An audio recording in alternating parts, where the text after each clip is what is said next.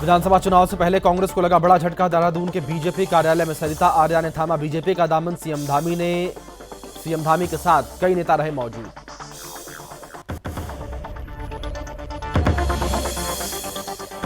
उत्तराखंड में विधानसभा चुनाव से पहले बीजेपी ने हरक सिंह रावत पर की कड़ी कार्यवाही। हरक सिंह रावत को बीजेपी ने 6 साल के लिए पार्टी से किया निष्कासित।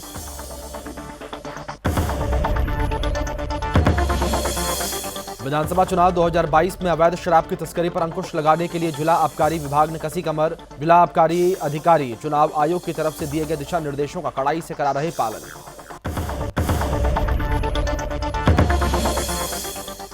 आचार संहिता और कोविड नियमों का कड़ाई से पालन कराने के लिए पुलिस प्रशासन पूरी तरह मुस्तैद। कुमाऊं में डीआईजी नीलेंद्र आनंद भरणे पहुंचे लाल कुआं। डीआईजी ने पुलिस चेकपोस्ट का किया औचक निरीक्षण।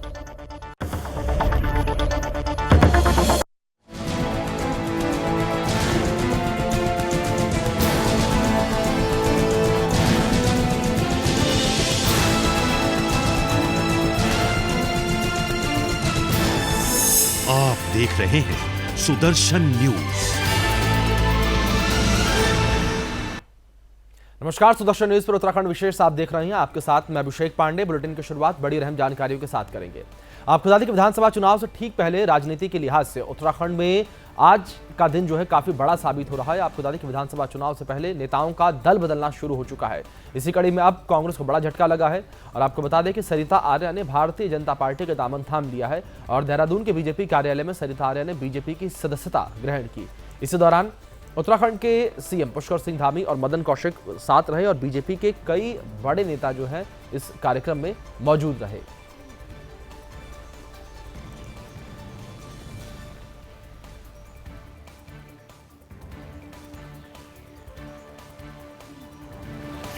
और इसके बाद इनकी पूरी टीम आज चूंकि अभी निर्णय हुआ है आने का, भारतीय जनता पार्टी और जिस प्रकार से प्रदेश में एक युवा मुख्यमंत्री के नेतृत्व में विकास का एक बहुत बड़ा कार्य, प्रधानमंत्री के मार्गदर्शन में उत्तराखंड राज्य में डबल इंजन की सरकार के कार्य, प्रधानमंत्री जी का देवभूमि के प्रति एक लगाव, इन सारी चीजों से प्रभावित होकर आज ये नेता भारतीय जनता पार्टी की सदस्यता ली है। मैं आपका भारतीय जनता पार्टी में हार्दिक स्वागत करता हूं, इस विश्वास के साथ कि आप भारतीय जनता पार्टी की रीति नीतियों को आगे बढ़ाते हुए और पार्टी को मजबूत करेंगे। निश्चित रूप से जिस क्षेत्र से आप एमएलए रही है उस क्षेत्र में भारतीय जनता पार्टी और अधिक मजबूत होगी। भारतीय जनता पार्टी ने मेरे पे विश्वास जताया, मैं उनके लिए उनका आभार प्रकट करूंगी, शीर्ष नेतृत्व का भी और माननीय मुख्यमंत्री जी और सम्मानित प्रदेश अध्यक्ष जी का, कि आपने मेरी पीड़ा को सुना और मैंने जिस तरह से अपनी पीड़ा को जाहिर किया था कि देखिए यशपाल आर्या जी और उनका बेटा जब भारतीय जनता पार्टी से कांग्रेस में आए थे तो हम 2 महिलाएं प्रभावित हुई हैं वहाँ। मैं नैनीताल से पूर्व विधायक भी हूँ, मैंने 17 में भी चुनाव लड़ा। तो इसी बीच हमारे ब्यूरो चीफ कृष्णा कुमार हमारे साथ जुड़ गए हैं। इस खबर पर अधिक जानकारी के साथ उनका रुख करेंगे। कृष्णा, जानकारी यहाँ पर आपसे लेना चाहेंगे, जिस तरीके से नेताओं का दल बदल शुरू हो चुका है, लेकिन यहाँ पर जिस तरीके से बड़ा बदलाव देखने को मिला है, कांग्रेस छोड़कर आर्या जो हैं उन्होंने बीजेपी का दामन थामा है, कितना यहाँ पर लाभ भारतीय जनता पार्टी को आगामी चुनावों में इस स्टंट से मिलेगा?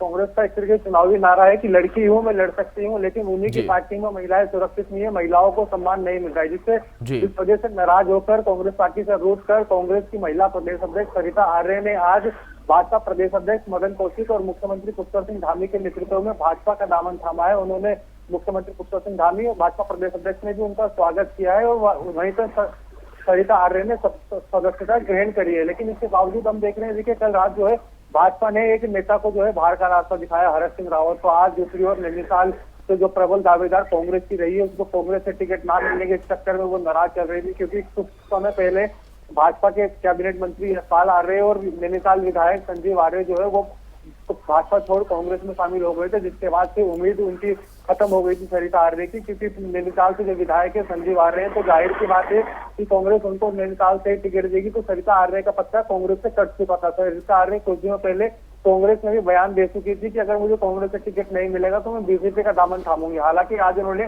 बीजेपी का दामन थामा है। मीडिया से बातचीत में उन्होंने कहा है कि मैं किसी भी रिसर्च पर नहीं आई हूँ भाजपा में, मैं बेसर्त आई हूँ कि भाजपा की जो नीतियां थी उससे वो प्रभावित हुई है। बात रही कि उनकी टिकट दावेदारी थी, तो उन्होंने कहा कि मैं उम्मीदवारी जताऊंगी, मुझको टिकट दे या न दे ये भाजपा हाईकमान का फैसला है। फिलहाल भाजपा में आ चुकी हूँ और अब भाजपा में ही रहूंगी अभी से। जी कृष्णा, जानकारी आपसे यहाँ पर इस विषय में भी लेना चाहेंगे। अगर बात यहाँ पर कांग्रेस के आला कमान नेताओं को लेकर करें तो उनकी ओर से लगातार ये कहा जा रहा है कि महिला नेताओं का सम्मान किया जा रहा है, महिलाओं का सम्मान पार्टी में किया जा रहा है, किया जाएगा। लेकिन अगर जमीनी हकीकत की बात करें, जो नेता हैं, जो नेत्री हैं, उनकी बात करें तो तस्वीरें कुछ और दिखती हैं। उत्तर प्रदेश में भी हमने देखा, पोस्टर गर्ल के नाम से मशहूर, उन्हें भी टिकट नहीं मिला, वो भी नाराज देखी। और अब यहाँ पर सरिता आर्य।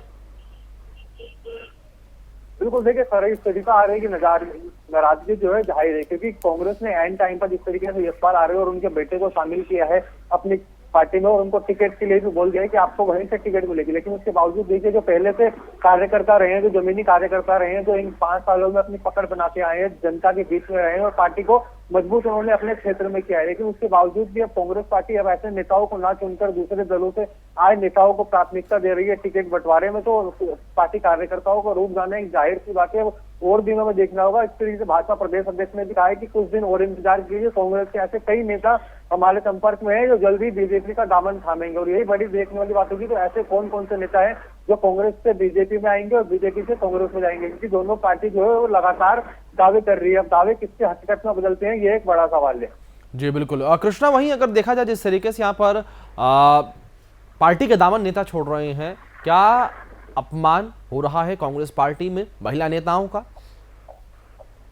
बिल्कुल, निश्चित तौर पर देखिए, जब आज सरिता आर्य से बातचीत हुई है तो उन्होंने साफ कहा है कि महिलाओं को जो सम्मान है, जिस तरीके से बातें वो मीडिया के सामने करती है कि हमारी पार्टी जो है महिलाओं का सम्मान वो अधिकतर करती है, क्योंकि कुछ दिनों पहले कांग्रेस ने भी दावा किया था कि हम सिर्फ 50% से अधिक सीटें जो है वो महिलाओं को देंगे, लेकिन जो हकीकत में बदलती हुई नहीं दिख रही है। नाराजगी सिर्फ अभी सरिता आर्य की सामने आई है, धीरे धीरे क्या पता कि और नाराजगी और महिलाओं की भी सामने आ सकती है, क्योंकि सरिता आर्य ने बड़ा आरोप लगाया कि महिलाओं का सम्मान जो है वो कांग्रेस पार्टी में नहीं है। उन्होंने कहा वक्त दीजिए, धीरे धीरे जो है मैं पार्टी के हर एक राज खोलूंगी। आज शामिल हुई हूँ, आज आपको इतना बता रही हूँ, कल की डेट में इनकी दिल्ली पर चिट्ठी पे चिट्ठी सरिता आर्य खोलती जाएगी। जी बिल्कुल। कृष्ण, जानकारी यहाँ पर आपसे ये भी लेना चाहेंगे कि इस वक्त उत्तराखंड की जमीनी हकीकत क्या कुछ कहती है आगामी चुनावों को लेकर? बिल्कुल, देखिए आपने बहुत ही महत्वपूर्ण सवाल पूछा है कि आगामी चुनावों को लेकर एक बहुत ही बड़ा सवाल बनाया है। जब भारतीय जनता पार्टी एक तरफ दावा कर रही है और एक 57 सीटें जो है अपनी बचाने के लिए लगी हुई है कि 57 सीटें हमारी बचाए, और उसके जो वादा है और दावा भारतीय जनता पार्टी का है वो 60+ का नारा जो है वो इस बार 2022 के विधानसभा चुनाव में है। तो कांग्रेस अपनी 11 सीटें बढ़ाने के लिए लगी है कि सरकार हमारी बने। तो इस बीच देखिए, आम आदमी पार्टी भी इस बार अपने खाता खोलने की तैयारी में अपने 51 प्रत्याशी जो है वो मैदान में उतार चुकी है, जिन्होंने जनसंपर्क अभियान की भी काफी दिनों से शुरुआत कर दी है। अब इस बीच देखिए, टिकट की दावेदारी को लेकर जो है सभी प्रत्याशी वेट कर रहे हैं। भाजपा और कांग्रेस के कार्यकर्ताओं ने और प्रबल दावेदारों ने दिल्ली में डेरा जमाया हुआ है और वहां पे टिकट के प्रत्याशियों के लेकर उम्मीदवारी अपनी जताई है और अब उसकी प्रतीक्षा कर रहे हैं कि कब हमारे नाम का ऐलान होगा। भारतीय जनता पार्टी और कांग्रेस इन दोनों ने ही अभी तक अपने प्रत्याशी जो है वो मैदान में नहीं उतारे हैं। सभी प्रत्याशी वेट कर रहे हैं क्योंकि वोटिंग में काफी कम समय रह गया, तो ऐसे में प्रत्याशियों को काफी कम समय मिलेगा जनता के बीच में जाने का, क्योंकि चुनाव के लिहाज से अगर देखा जाए तो इस बार जो है वर्चुअली रैली होगी, वर्चुअली संबोधन करा जाएगा। तो उत्तराखंड के कई 60% अगर हम कहें तो ऐसा क्षेत्र है जिसमें भी नेटवर्क फैसिलिटी काफी अच्छी नहीं है, तो नेटवर्क वहां पे प्रॉपर नहीं आ रहे हैं। तो वर्चुअल रैली और वर्चुअल चुनाव इस तरीके से मुसीबत प्रत्याशियों के लिए बन रहा है, किस तरीके से आखिर जब वर्चुअल नहीं पहुंच पाएंगे तो कैसे वो जनता के बीच में जनता को अपने ऊपर रोजा पाएंगे, ये एक बड़ा सवाल प्रत्याशियों के लिए भी उठ रहा है। तो बड़ा सवाल यही होगा और जनता का वो 14 तारीख का दिन होगा, इस तरीके से देखने वाले सोमवार का वो दिन है जब वोटिंग होगी। क्या सिर्फ की कृपा भाजपा पे रहेगी, कांग्रेस पे रहेगी, ये देखने वाली बात होगी कि जनता जो हर बार अपना मत बदलती आई है और मन बदलती आई है, 5 साल बीजेपी 5 साल कांग्रेस, क्या वो इस बार बीजेपी पर ही विश्वास जताएगी या कांग्रेस पर, या अपना खाता खोलने आई पार्टी आम आदमी पार्टी, क्योंकि लगातार कई दावे और वादे कर चुकी है जनता से, फ्री के भी उन्होंने कई लालच जो है जनता को दिए। तो ऐसे में देखने वाली बड़ी बात यही होगी कि जनता किसको चुनेगी, क्या जनता को फ्री की सरकार चाहिए या कांग्रेस या बीजेपी में किसी एक को चुनेगी।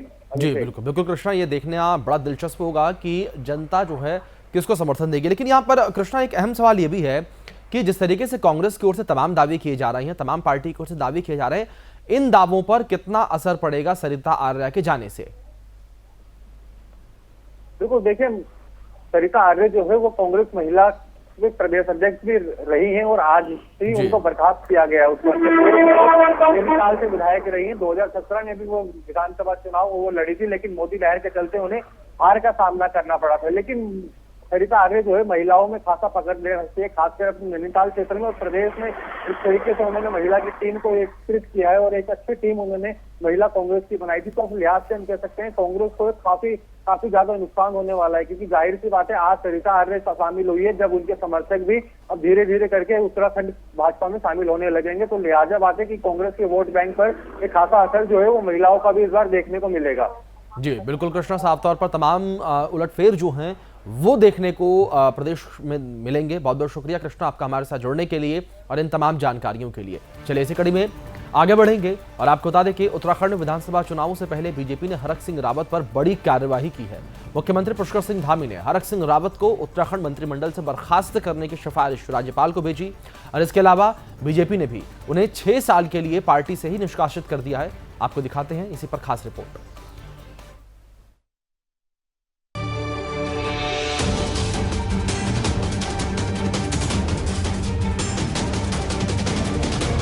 उत्तराखंड बीजेपी की कैबिनेट मंत्री हरक सिंह रावत पर की गई कार्रवाई से खलबली मच गई है। उत्तराखंड के मुख्यमंत्री पुष्कर सिंह धामी ने उन पर टिकटों के लिए दबाव बनाने का आरोप लगाया। हमने कोशिश करी हमेशा उनको लेकर चलें, लेकिन यहाँ पर चूंकि स्थितियाँ ऐसी हो गई कि वो अपने समेत अपने परिवार के लिए और अन्य लोगों के लिए पार्टी पर दबाव कर रहे थे, तो इसलिए पार्टी ने निर्णय लिया। हम आगे नहीं बढ़ रहे। हाँ, निश्चित रूप से हमने तय किया है कि एक परिवार से एक व्यक्ति को ही टिकट दिया जाएगा और किसी के परिवार में हम 2 टिकट 3 टिकट नहीं देंगे, क्योंकि हमारी पार्टी हमेशा इसके खिलाफ है। वहीं बीजेपी प्रदेश अध्यक्ष मदन कौशिक ने हरक सिंह रावत पर पार्टी विरोधी गतिविधियों में शामिल रहने और दबाव की राजनीति करने का भी आरोप लगाया। कल मुख्यमंत्री जी ने डॉक्टर हरक सिंह रावत जी को मंत्रिमंडल से हटाने का निर्णय लिया। राष्ट्रीय अध्यक्ष जी के निर्देश पर पार्टी के प्राथमिक सदस्य थे डॉक्टर हरक सिंह जी को भी निलंबित करने का, निष्कासित करने का निर्णय हुआ।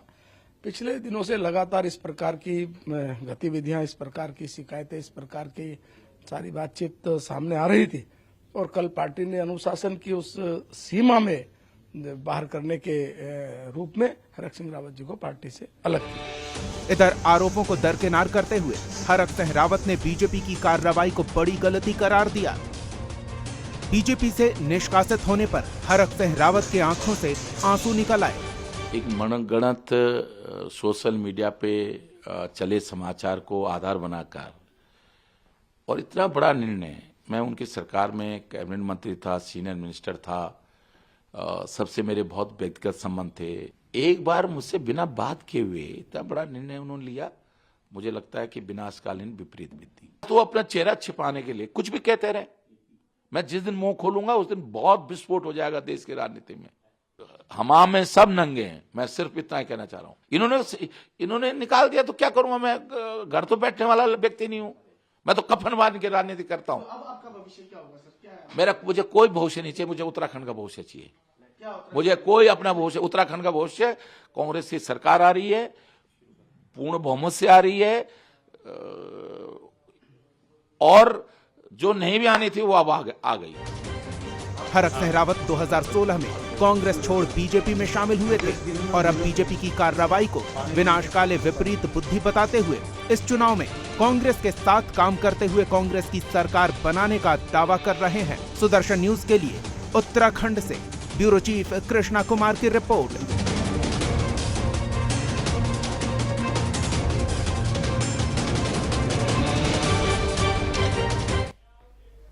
चलिए आगे बढ़ते हैं। आपको बता दें कि विधानसभा चुनाव 2022 में अवैध शराब की तस्करी पर अंकुश लगाने के लिए जिला आबकारी विभाग ने अपनी कमर को कस लिया है।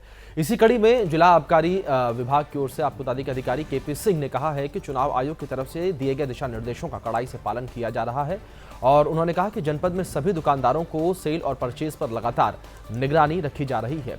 इसके साथ ही हर दिन का डाटा चुनाव आयोग को हर दिन उपलब्ध करवाया जा रहा है। साथ ही उन्होंने कहा कि इसके साथ ही अवैध शराब की तस्करी पर अंकुश लगाने के लिए 4 मॉनिटरिंग के लिए टीम बनाई गई है, जो छापेमारी के साथ रोड पर भी मॉनिटरिंग कर रही है। उन्होंने कहा है कि FL2 से निकलने वाले ट्रक पर भी GPS सिस्टम लगाया गया है, जिससे कि ट्रक कहां जा रहा है इसकी लोकेशन को लगातार ट्रेस किया जा सके। तुमने काटा कहां से अकाउंट से?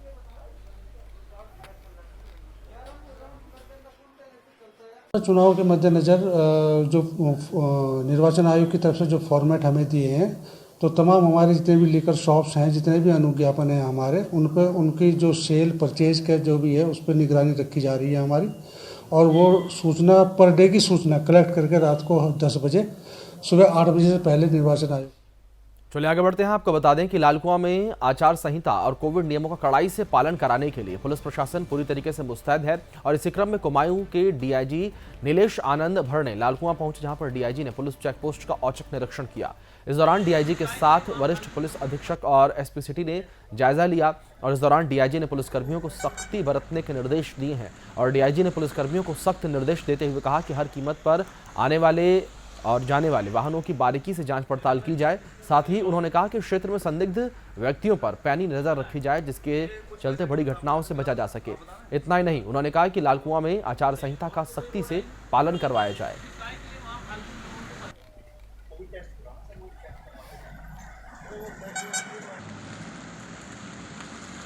कोई इस तरह से अगर सूचना मिलती है तो गाड़ियों की आकस्मिक चेकिंग करते रहे, ताकि शराब पैसा इस तरह से कहीं अगर वो होती है तो अधिक से अधिक बरामदगी करें। कहाँ का निरीक्षण किया है? अभी ये सारा तांडा, नगला, लालकुआं, ये सब एरिया। हाँ, ये नई गाड़ियाँ आज से शुरुआत हो गई है, जिसमें 112 के अधीन जो है ये गाड़ियाँ चलेगी। और जैसे भी कोई जहाँ भी सूचना मिलेगी तत्काल गाड़ियाँ मौके पर पहुँचेगी। आचार संहिता का उल्लंघन पे अभी तो रोक लगी है। इस पे रैली और सब जो है वो धरना और इस पे जो है रैली कराने पे तो कोई शिकायत भी आएगी तो तत्काल कार्रवाई की जाएगी। तो वहीं हरक सिंह रावत को बीजेपी से निकाले जाने के बाद हरक सिंह के समर्थकों के बीच भी असर दिखने लगा है। इसी कड़ी में हरिद्वार में मंडी समिति के पूर्व अध्यक्ष और हरक सिंह रावत के खास रहे संजय चोपड़ा ने भी बीजेपी से इस्तीफा दे दिया है। और पत्रकारों से बातचीत करते हुए संजय चोपड़ा ने कहा कि पार्टी ने हरक सिंह रावत का अपमान किया है। आगे हरक सिंह रावत जो भी फैसला लेंगे उसमें हम उनके साथ खड़े रहेंगे। आपको बता दें कि 2016 में संजय चोपड़ा भी हरक सिंह के साथ कांग्रेस छोड़कर बीजेपी में शामिल हुए थे।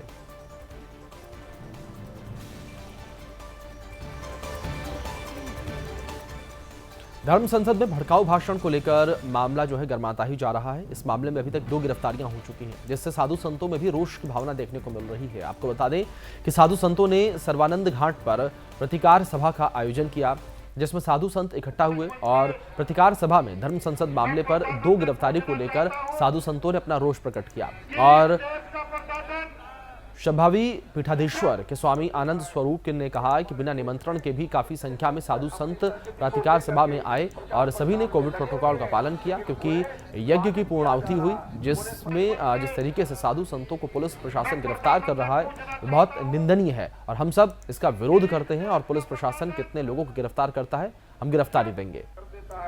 इसलिए हमारे देश में कितने संत अपनी संस्कृति को लेकर के प्रचार प्रसार में लगे हुए हैं। तो विधानसभा चुनाव को लेकर पुलिस प्रशासन ने तैयारी तेज कर दी है। इसी कड़ी में जिलाधिकारी युगल किशोर पंत ने उदराज इंटर कॉलेज में अधिकारियों के साथ बैठक की। और बैठक में विधानसभा चुनावों को लेकर चर्चा की गई। आपको बता दें कि इस दौरान 16 जनवरी से लेकर 20 जनवरी तक करीब 9 से 10 जगहों पर ट्रेनिंग होगी। और इस मीटिंग का नाम DCN क्लॉज ट्रेनिंग रखा गया है। साथ ही जिलाधिकारी ने कहा कि कोविड-19 प्रोटोकॉल का हमारे तरफ से पूरा ख्याल रखा जा रहा है। और उन्होंने कहा कि जनपद में 1465 निर्वाचन बूथ हैं और कुछ हमारे ऐसे बूथ हैं जिसमें 1250 से ज़्यादा मतदाता हैं। और साथ ही जिलाधिकारी ने कहा कि कोरोना को देखते हुए कोरोना के बढ़ते मामलों को देखते हुए विधानसभा चुनाव से पहले लोगों को कोरोना को लेकर हर क्षेत्र में जागरूक किया जा रहा है। 16 से लेके 20 तारीख तक करीबन 9 से 10 जगहों पे ट्रेनिंग होगी और डिसेंट्रलाइज ट्रेनिंग हम इसको कह रहे हैं। और कोविड के प्रोटोकॉलों का हम पूरा ध्यान रख रहे हैं। हमारे जनपद में 1465 निर्वाचन बूथ हैं और कुछ हमारे ऐसे बूथ हैं जिनमें 1250 से ज़्यादा मतदाता हैं, तो इनमें करीबन 23 ऑक्सिलरी बूथ हम बना रहे हैं।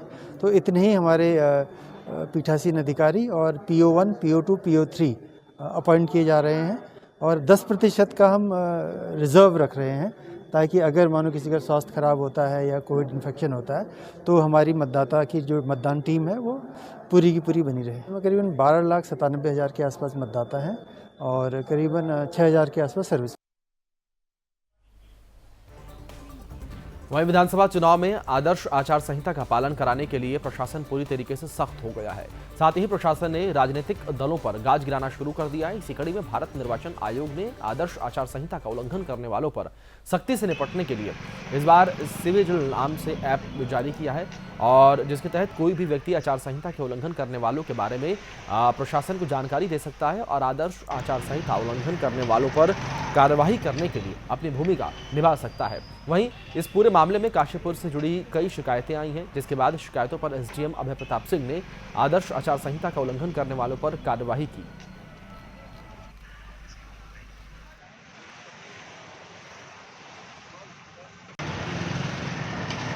जहाँ जहाँ हमें शिकायतें मिल रही हैं कि आचार संहिता का उल्लंघन किया जा रहा है तो वहाँ हम उनको नोटिस भी दे रहे हैं और हमारी जो एफएसटी टीमें जो लगे हुए हैं, फ्लाइंग स्क्वाड भी लगे हुए हैं, वो हमारे पूरे क्षेत्र में एक्टिव है, विधानसभा क्षेत्र में, और जहाँ शिकायत का हमें जानकारी मिल रही है वहाँ टीम पहुँच के उसको रिजॉल्व करा रही है। बात अब कोरोना को लेकर करते हैं। आपको बता दें कि प्रदेश में जहां पर कोरोना का कहर लगातार तेजी से बढ़ता जा रहा है तो वहीं राजनीतिक सरगर्मियां जो हैं वो भी बढ़ रही हैं। सियासी दल कोरोना गाइडलाइन का पालन करते हुए नजर नहीं आ रहे हैं, जिससे प्रदेश में कोरोना का ग्राफ जो है तेजी से बढ़ रहा है और खतरा लगातार बढ़ रहा है। बता दें कि चुनाव आयोग और प्रशासन की तरफ से आचार संहिता का पालन करने के लिए सभी राजनीतिक दलों के लिए आदेश जारी किए गए हैं, लेकिन कई राजनीतिक नेता अभी भी आदर्श आचार संहिता का पालन नहीं कर रहे हैं, जिसके लिए चुनाव आयोग ने कई राजनीतिक दलों को नोटिस भी जारी किया है।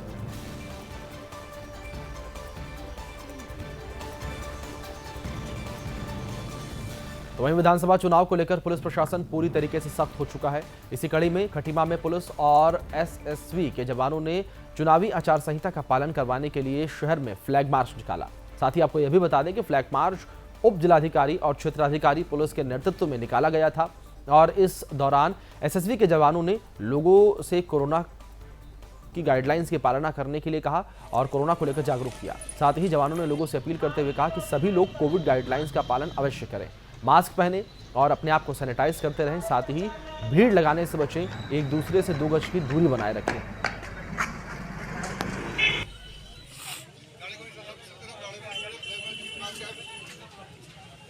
देखिए, धारा 144 लगी है, इस आधार पर शांति व्यवस्था बनाए रखने के लिए निष्पक्ष चुनाव हो, क्षेत्र में अमन चैन से जो है यहाँ पर चुनाव कराए जाएं। इस संबंध में जो है हम लोगों के द्वारा अर्धसैनिक बल के साथ में यहाँ पर फ्लैग मार्च कराया गया है और एरिया डोमिनेशन भी है। जगह जगह पर लोगों को जागरूक भी किया जा रहा है, क्योंकि ये कोविड भी इस समय जो है ज़्यादा फैल रहा है। कोविड के संबंध में भी इनको मुख्य तौर पर जो शासन से हमको जानकारियाँ उपलब्ध कराई गई हैं, जो आदेश जारी किए गए हैं, उसके आधार पर हम पब्लिक को भी इसमें भी हम जागरूक कर रहे हैं।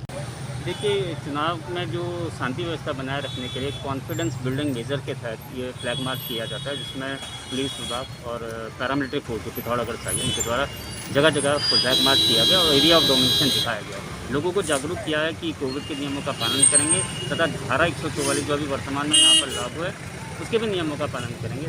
साथ ही साथ चुनाव आयोग द्वारा जो समय समय पर दिशा निर्देश किए जाते हैं उनका भी पालन किया जाना अनिवार्य है।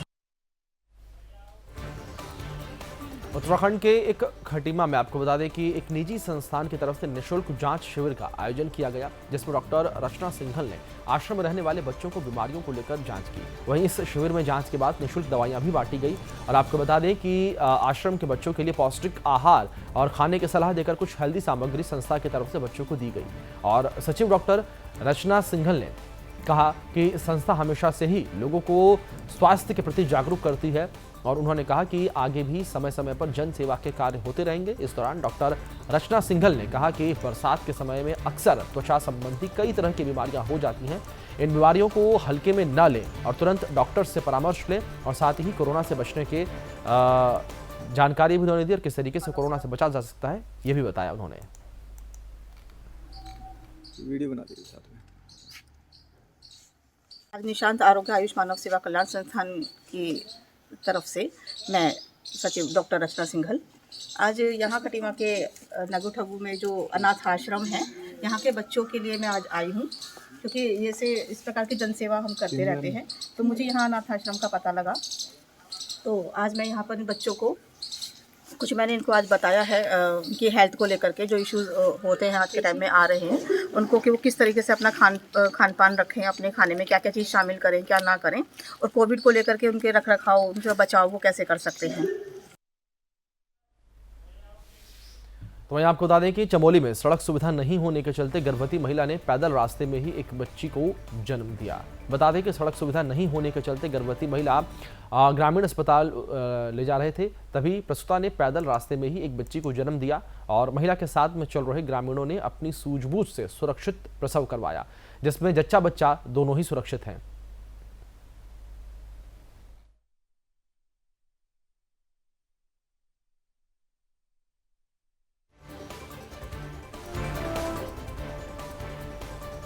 तो वहीं विधानसभा चुनाव को देखते हुए प्रशासन पूरी तरीके से अलर्ट मोड पर आ चुका है।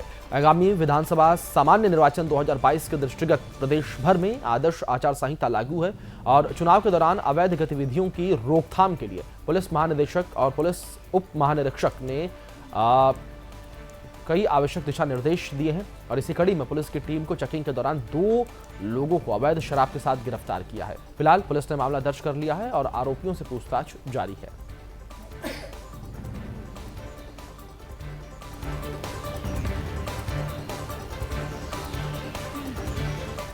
चलिए, फिलहाल मेरे साथ उत्तराखंड विशेष में इतना ही। तमाम बड़ी अपडेट्स के लिए आप बने रहिए सुदर्शन न्यूज के साथ। जय हिंद।